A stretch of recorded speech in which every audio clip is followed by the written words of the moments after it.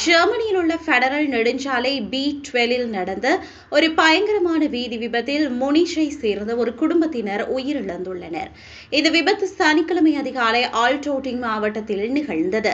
இதன்போது 46 வயதுடைய தந்தையொருவர் தனது 44 வயதான மனைவி மற்றும் அவர்களது 2 வயது குழந்தையுடன் காரை ஓட்டி சென்றதாக போலீசார் தெரிவித்தனர். திடீரென அந்த கார் ஸ்டம்ஹாம் மற்றும் மார்டர்ஸ் இடையே எதிர்த்திசை பாதைக்கு திரும்பியது. பின்னர் அந்த கார் ஒரு செமி ட்ரெய்லர் லாரியுடன் நேருக்கு நேர் மோதுண்டது.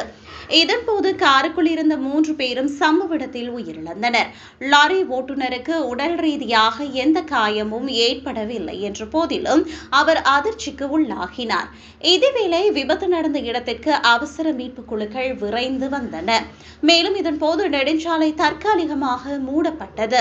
இந்த நிலையில் விபத்துக்கான சரியான காரணத்தை கண்டறிய போலீசார் தற்போது விசாரணைகளை முன்னெடுத்து வருகின்றனர். அந்த விபத்தில் 27 வயதுடைய பெண் ஒருவர் எதிர்த்து போக்குவரத்தில் காரை ஓட்டிச் சென்று ஒரு லாரியுடன் மோதினார். அவர் படுகாயமடைந்த நிலையில் மருத்துவமனையில் அனுமதிக்கப்பட்டு பின்னர் உயிரிழந்துள்ளார்.